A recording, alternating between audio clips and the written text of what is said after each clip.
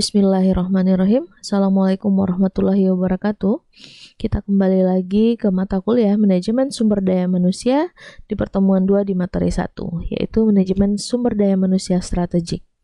Nah, sebelum kita memulai perkuliahan, kita berdoa dulu dengan baca Bismillahirrahmanirrahim. Allahumma inni as'aluka ilman nafi'an wa rizqan thayyiban wa amalan muttaqabbalan.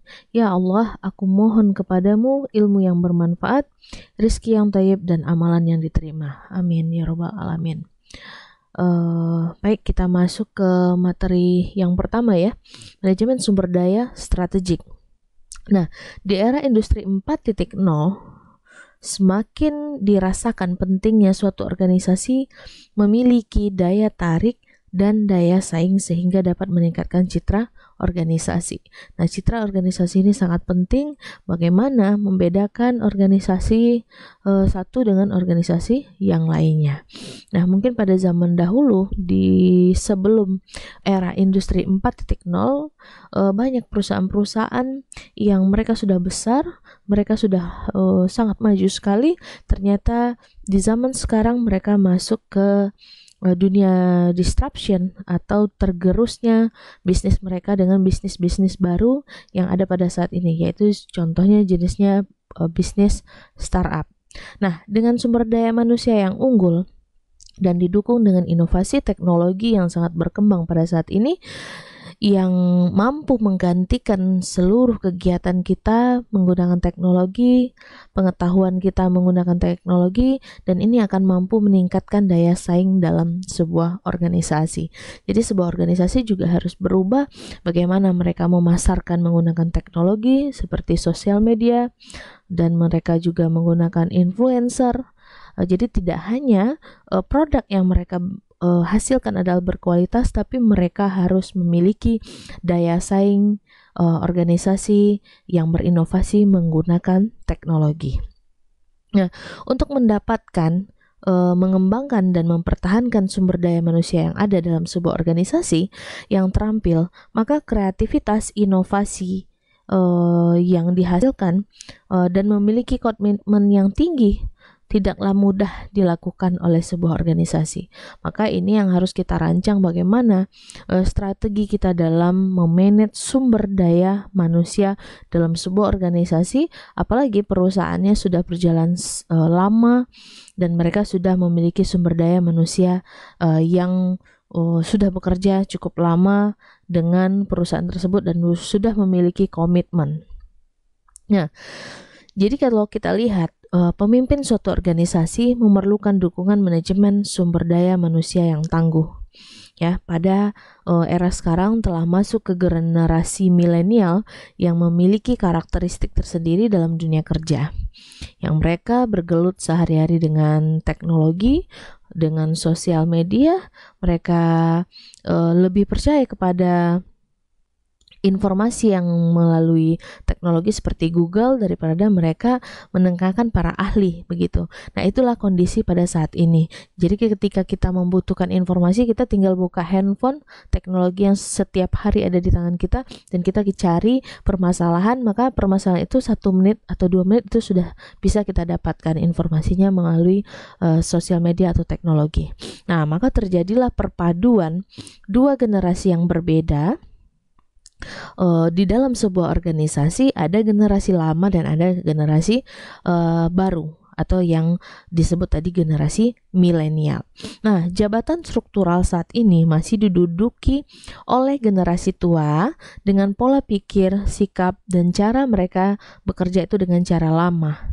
Sedangkan pendatang baru yang dikatakan tadi generasi milenial, mereka memiliki pola pikir, sikap, dan perilaku yang baru. Jadi ini adalah dua sisi yang berbeda. Kalau secara teori, maka pemimpin dituntut untuk mengintegrasikan potensi keduanya melalui knowledge sharing. Jadi kondisi ini harus diperhatikan oleh organisasi. Nah, bagaimana kita cara menyatukan? Sedangkan ketika kita melihat di sebuah organisasi, generasi lama dan baru itu sulit untuk kita satukan karena mereka punya pandangan yang berbeda. Generasi lama mereka suka kembali kepada masa lalu dan generasi baru mereka melihat bagaimana perubahan di masa yang akan datang ke depan dan visioner. Nah, maka dari itu kalau kita satukan dengan teori, kita lihat di sini adalah knowledge sharing, yaitu bagaimana generasi lama mau membuka diri untuk bisa mendengarkan bagaimana generasi baru atau generasi milenial memandang sebuah organisasi, apalagi mencapai tujuan perusahaan. Nah, jadi sama-sama melakukan penambahan pengetahuan atau knowledge sharing tadi yang dilakukan, bagaimana pengalaman yang diberikan oleh generasi lama dan bagaimana pengetahuan yang diketahui oleh generasi baru. Jadi mereka berkolaborasi, dan inilah gunanya pemimpin dalam suatu organisasi menjalankan manajemen sumber daya manusia untuk menyatukan satu tujuan dan komitmen dalam organisasi. Nah, kita bahas yang pertama adalah manajemen sumber daya manusia. Manajemen sumber daya manusia berkaitan dengan semua aspek tentang bagaimana orang dipekerjakan dan dikelola dalam sebuah organisasi. Jadi MSDM sendiri itu ada beberapa definisi. Yang pertama dari Armstrong, suatu pendekatan strategis, terintegrasi dan melekat pada kesempatan kerja, pengembangan dan kesejahteraan orang yang bekerja dalam sebuah organisasi. Yang kedua kita lihat adalah pendapat dari Dassler, yaitu MSDM itu adalah proses mendapatkan pelatihan, penilaian, dan kompensasi pekerja atas kehadiran dengan memperhatikan pada hubungan pekerja, kesehatan, dan keamanan serta kejujuran.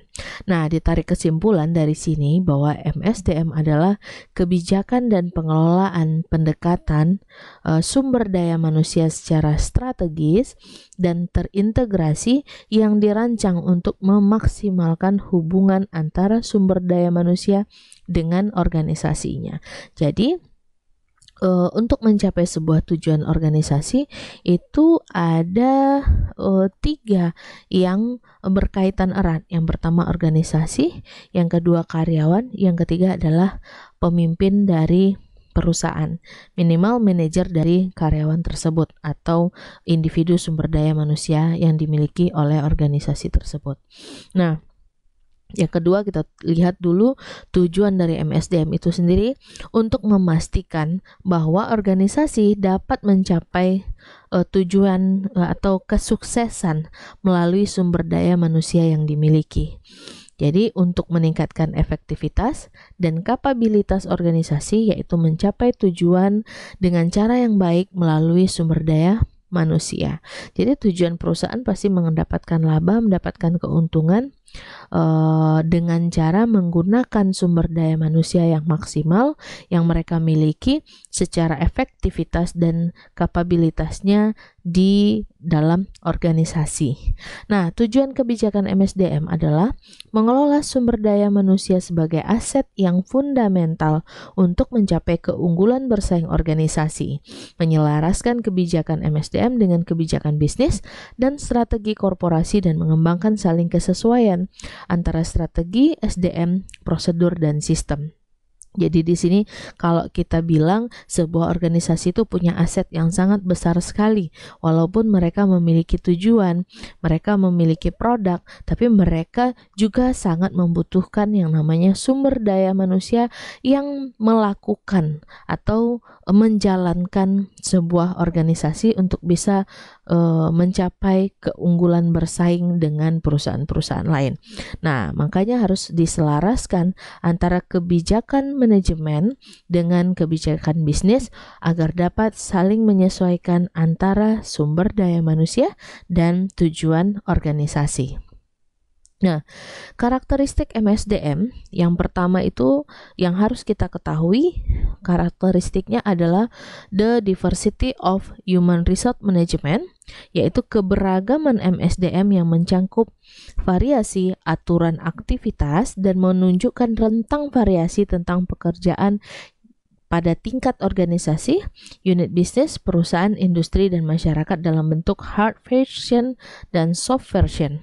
Jadi aktivitas ini dalam keberagaman MSDM yang dilihat pada sebuah perusahaan. Ada dua. Yang pertama itu adalah hard version, yaitu orang atau sumber daya manusia yang penting melalui organisasi untuk mencapai keunggulan bersaing. Jadi harus diingat, sebuah organisasi itu penting memiliki sumber daya manusia. Tapi tadi seperti apa sumber daya yang kita butuhkan, maka kita harus lihat dulu sumber daya yang memiliki kompetensi yang sesuai dengan organisasi atau sesuai dengan yang dibutuhkan oleh organisasi. Nah, yang kedua adalah soft version, yaitu manajemen sumber daya manusia, merupakan akar humanisme, pendekatan pada kepentingan manusia yang dipandang sebagai makhluk yang bertanggung jawab dan progresif. Ini juga memperlakukan pekerja sebagai aset tadi yang disebutkan ya, berharga dan sumber keunggulan bersaing melalui komitmen, adaptabilitas dan kualitas tinggi keterampilan, kinerja dan seterusnya. Jadi kalau dalam sebuah organisasi seorang SDM harus bersaing, mereka harus memiliki tadi nilai-nilai yang harus dimiliki oleh seorang sumber daya manusia agar dia menjadi sebuah aset bagi organisasi. Nah, seperti tadi memiliki komitmen bekerja yang tinggi, mampu mengadaptasi diri, yaitu adaptabilitas terhadap organisasi, atasan dalam bisnis tersebut, dan kualitas tinggi dalam keterampilan. Dari keterampilan ini timbulnya dari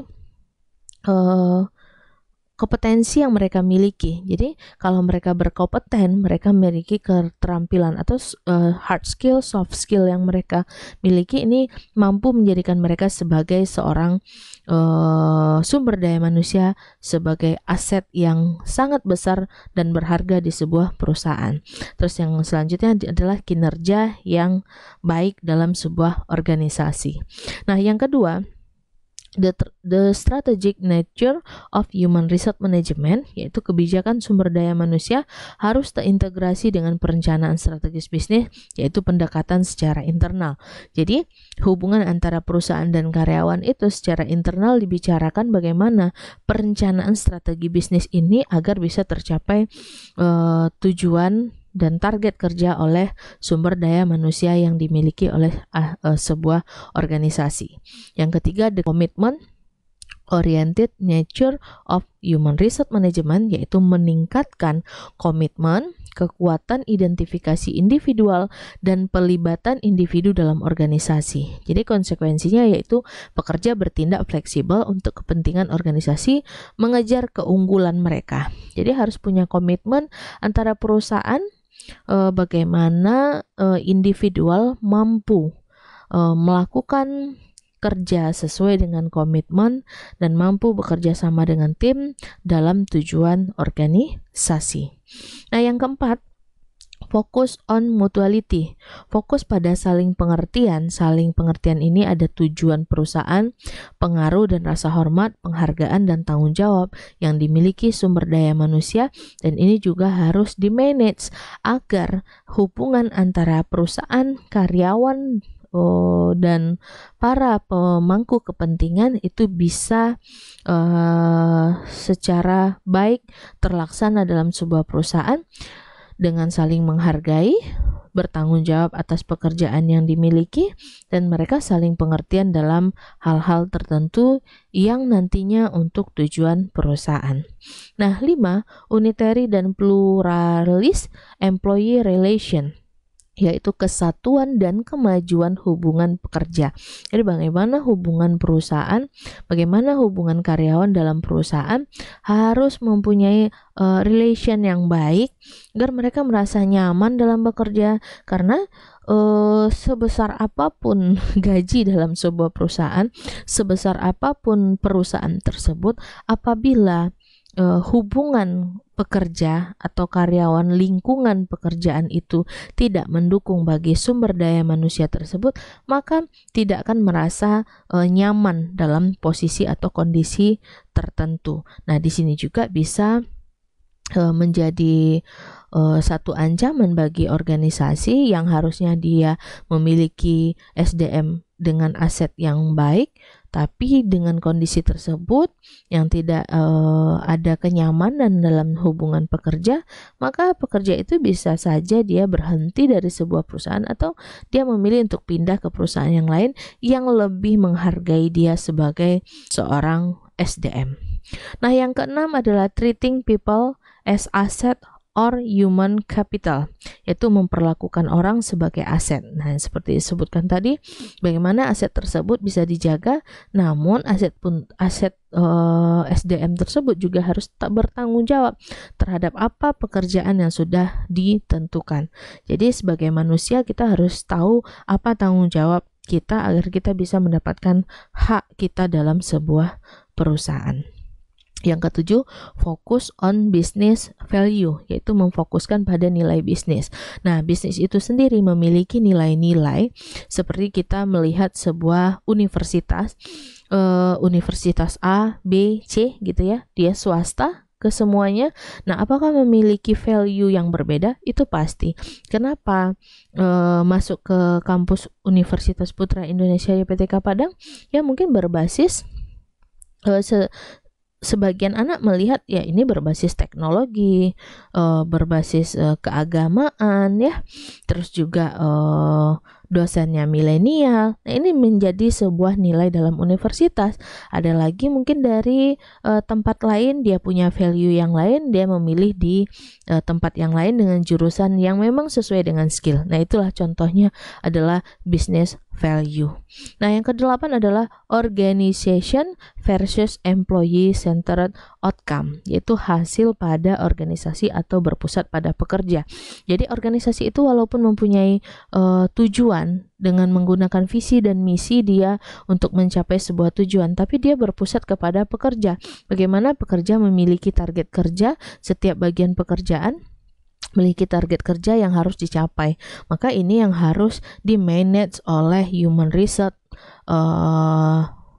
management atau human resource management ini melakukan bagaimana pekerja bisa mencapai tujuan atau hasil yang baik dalam sebuah organisasi.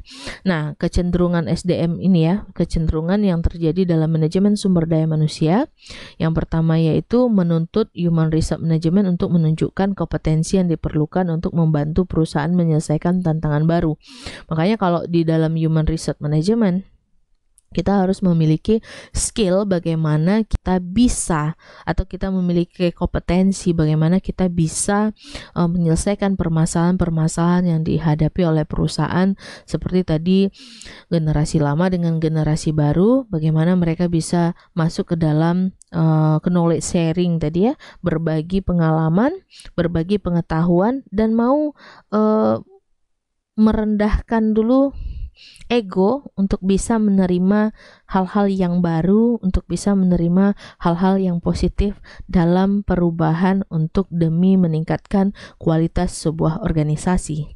Nah, yang kedua, strategi menjalankan kebijakan dan praktek SDM yang menghasilkan kompetensi dan perilaku pekerja diperlukan seperti pengetahuan, keterampilan, dan motivasi. Jadi walaupun kita sudah memiliki gelar yang tinggi, misalnya sudah sarjana S2 dalam sebuah perusahaan, apakah kompetensi kita sudah maksimal? Mungkin belum tentu semaksimal sesuai yang diinginkan oleh perusahaan. Jadi untuk menambahkan pengetahuan dan keterampilan, kita boleh melakukan seperti pelatihan atau motivasi dari orang-orang yang mereka juga sebagai praktisi di perusahaan-perusahaan besar, internasional atau nasional yang sudah diakui di Indonesia. Terus kita beri motivasi kepada karyawan dalam sebuah organisasi yang mungkin mereka masih butuh untuk memfreshkan pengetahuan mereka, dan mereka mau membuka pikiran mereka dalam menambah kompetensi dan pengetahuan mereka untuk keterampilan yang lebih baik di dalam sebuah perusahaan. Yang ketiga itu harus fokus pada perbaikan produktivitas dan kinerja. Jadi kinerjanya diukur bagaimana ketika seorang karyawan memiliki kinerja yang baik, dia berikan reward. Ketika dia memiliki kerja yang buruk, mungkin dia bisa diberi punishment. Tapi di dalam hal reward and punishment itu harus ada motivasi ya. Jadi kalau motivasi kita lakukan, produktivitas kinerja perusahaan akan bisa dicapai oleh manajemen atau dicapai oleh sumber daya manusia sesuai yang diinginkan. Nah, yang keempat yaitu sumber daya manusia harus melakukan kinerja yang tinggi. Nah, bagaimana kinerja yang tinggi? Ya banyak diukur dari tanggung jawabnya, dari apa yang mereka dapatkan, bagaimana fasilitas yang diberikan oleh perusahaan. Jerih payah mereka kita hargai, itulah yang dinamakan tadi kita memiliki aset yang berharga. Jadi kalau kita hargai mereka, dan apalagi itu dikatakan mereka adalah generasi milenial, mereka akan memberikan kontribusi yang baik juga bagi perusahaan gitu. Nah, yang kelima yaitu etika yang ditentukan oleh manajer untuk menilai dan menentukan perilaku dan tingkah laku seseorang. Jadi attitude dalam sebuah perusahaan atau organisasi itu sangat penting sekali. Walaupun dia sudah banyak tahu, walaupun dia sudah punya kemampuan yang tinggi, tapi dia mau tetap belajar untuk hal-hal yang baru dan tidak menutup diri dalam perubahan dalam sebuah organisasi. Nah, yang keenam yaitu manajer harus memiliki sertifikasi yang menyatakan bahwa mereka adalah profesional ya. Jadi untuk menjalankan manajemen sumber daya manusia harus punya pengakuan dari sertifikasi agar kita dinyatakan profesional dalam mengatur manajemen sumber daya manusia dalam organisasi. Nah, manajemen strategi itu sendiri ada dua, yaitu the industrial organization model, yaitu lingkungan menunjukkan peluang dan tantangan bagi organisasi untuk mendapatkan sumber daya manusia. Jadi sumber daya manusia yang tersedia itu banyak. Kenapa pengangguran sangat tinggi? Yang belum dimiliki oleh para angkatan kerja di Indonesia itu adalah skill atau soft skill atau kemampuan, kompetensi yang memang diperlukan oleh perusahaan. Nah, banyak perusahaan di Indonesia seperti misalnya perusahaan startup, mereka harus bisa menguasai teknologi, mereka bisa menguasai IT, dan kalau bisa misalnya dia dengan jurusan manajemen sumber daya manusia, tapi bisa menggunakan IT untuk mengelola MSDM dalam sebuah perusahaan. Nah, itu contohnya. Yang kedua, the resort based model, yaitu organisasi akan mengidentifikasi dan menempatkan sumber daya utama yang berharga dan memperoleh sepanjang waktu ya. Nah, di sini ada proses manajemen strategi yang harus kita ketahui, bagaimana kita bisa mencapai strategi yang baik dalam sebuah perusahaan. Jadi ada beberapa hal yang harus kita perhatikan. Yang pertama itu adalah mission statement atau pernyataan misi. Misi yang kita lakukan, karena kita harus tahu dulu nih perbedaan antara visi dan misi. Kalau visi itu adalah tujuan yang harus dicapai, kalau misi adalah alat yang kita gunakan untuk mencapai strategi dan tujuan perusahaan. Maka di sini mission statement harus kita perhatikan, yaitu kita melihat yang pertama adalah analisis lingkungan. Analisis lingkungan yaitu ada kompetisi industri, ada regulasi yang terjadi dalam sebuah perusahaan, teknologi yang saat ini sangat berkembang, dan bagaimana tren marketnya. Kayak tadi mungkin kita lihat 10 tahun yang lalu, kita tahu kosmetik itu yang paling sering kita dengar adalah Mustika Ratu, Sari Ayu ya. Tapi sekarang dengan market trend yang sekarang, menggunakan sosial media sebagai alat untuk promosi atau sebagai yang dilakukan salah satu lagi adalah seperti branding artis ya terhadap produk, maka itu juga termasuk analisis lingkungan yang kita lihat bagaimana sekarang masyarakat membutuhkan sebuah produk atau economic trend. Nah, yang berikutnya adalah mengukur lingkungan internal. Nah, lingkungan internal itu ada finansial dalam perusahaan, apakah sudah kuat atau belum, fisikal, dan humannya yang akan melakukan pekerjaan sudah sesuai dengan yang kita butuhkan dalam organisasi, teknikalnya dan kapitalnya. Dan kita harus memiliki manajemen sistem, yaitu tadi culture ya, budaya dalam sebuah perusahaan yang membentuk karakter dari sumber daya manusia. Terus decision makingnya apa yang harus kita lakukan untuk bisa mencapai tujuan tersebut, dan sistem kerjanya bagaimana, itu harus jelas dulu untuk bagaimana kita bisa mengukur lingkungan internal kita sudah kuat atau belum untuk mencapai strategi yang kita susun. Nah, yang keempat kita lihat tujuan dan sasaran, goals apa dan objektivitas apa nih yang mau kita capai agar bisa menjadi sebuah strategi yang harus dicapai oleh sebuah perusahaan atau tujuan. Nah, peran SDM di sini juga ada yang harus kita lihat ya, model SDM tradisional dan yang pada saat ini dikatakan sebagai strategi di masa yang akan datang. Itu kita lihat kalau secara tradisional model SDM-nya adalah ketidakjelasan strategi. Kalau di masa yang sekarang atau strategi model insani ini, strategi terdefinisi secara jelas. Yang kedua, ketidakjelasan akuntabilitas. Kalau insani secara kapabilitas dan akuntabilitas. Jadi ini bisa dibaca nanti apa saja perbedaan antara model SDM tradisional dan strategi model insani. Nah, kita masuk ke peran SDM dalam knowledge based economy. Nah, peran SDM dalam knowledge ini yaitu sebagai pengurus SDM sebagai aset, pengadaan pengetahuan dan keterampilan, pengembangan struktur, praktik bekerja dan budaya organisasi, penyebaran struktur organisasi dan sistem fleksibel serta menerima perubahan dengan cepat. Nah, ini kalau untuk peran sumber daya manusia dalam pengetahuan yang berbasis ekonomi ya.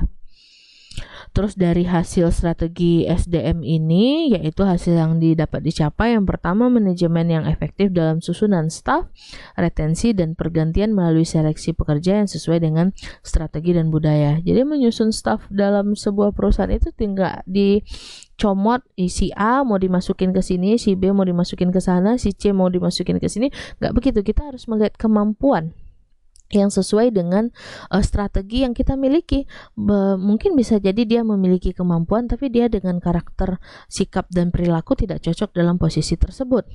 Atau orang SDM tapi kita tidak meletakkan orang bagian sumber daya manusia di sana, human resource management. Nah, bagaimana mereka bisa melakukan perubahan-perubahan untuk manajemen apabila mereka tidak mengerti bagaimana konsep manajemen strategi tersebut bisa dilaksanakan dalam sumber daya manusia yang tadi kita mau menjadikan sumber daya manusianya sebagai aset ya. Yang kedua, pemanfaatan pekerja secara cost efektif melalui investasi dengan mengidentifikasi human capital potensial demi retensi yang tinggi. Jadi bagaimana seorang karyawan bisa bertahan dalam sebuah perusahaan, kita harus mengidentifikasi dulu human capital potensialnya apa sih. Kalau dia potensi, punya attitude, etika yang baik dan mau menerima perubahan, kita berikan dia kepercayaan, maka insya Allah ini bisa kita manfaatkan sebagai investasi di masa yang akan datang dalam sebuah perusahaan kita. Yang ketiga, mengintegrasikan program dan kebijakan sumber daya manusia yang jelas, mengalir dan strategi korporasi. Jadi sebuah kebijakan SDM itu harus tertulis dan kita harus jelas menyampaikan ke sumber daya manusia yang kita miliki dalam sebuah perusahaan. Agar terjadi apa? Agar terjadi kepercayaan antara perusahaan dan karyawan. Ini adalah strategi korporasi yang baik. Jadi sebuah perusahaan atau korporasi ini mementingkan bagaimana kepercayaan itu penting dibangun dalam SDM dan perusahaan. Nah, yang keempat yaitu fasilitas perubahan dan adaptasi melalui organisasi yang fleksibel dan dinamis. Jadi kalau ada sesuatu hal yang baru, ya boleh kita beradaptasi, berubah demi hal yang lebih baik. Yang penting tidak mengganggu apa yang tadi sudah kita buat sebagai tujuan atau strategi yang sudah kita susun. Nah, yang kelima, memperketat fokus pada kebutuhan pelanggan, pasar utama dan pertumbuhan serta kualitas. Jadi besar sebuah organisasi tidak hanya dilihat dari seberapa besar dia memiliki aset, tapi kita harus melihat seberapa besar hasil atau kualitas yang dia berikan untuk masyarakat atau pasar atau pelanggan. Jadi kualitas ini penting sekali karena apabila sebuah bisnis sudah mencapai puncak tertinggi dalam karir organisasi tersebut, maka salah satu yang harus diperhatikan adalah kualitas agar bisa bertahan dan melakukan inovasi-inovasi, kebijakan-kebijakan atau strategi untuk bisa mencapai strategi perusahaan yang baik dalam manajemen tadi SDM dalam perusahaan tersebut. Oke, mungkin materi kita untuk manajemen sumber daya manusia strategi cukup sampai di sini dulu. Semoga bermanfaat materinya dan mohon didengarkan dan dipahami untuk beberapa kali penjelasan ini agar dapat memahami apa itu teori manajemen sumber daya manusia dan manajemen sumber daya strategi. Alhamdulillah saya ucapkan jazakumullahu khairan sudah mendengarkan materi ini, semoga bermanfaat. Assalamualaikum warahmatullahi wabarakatuh.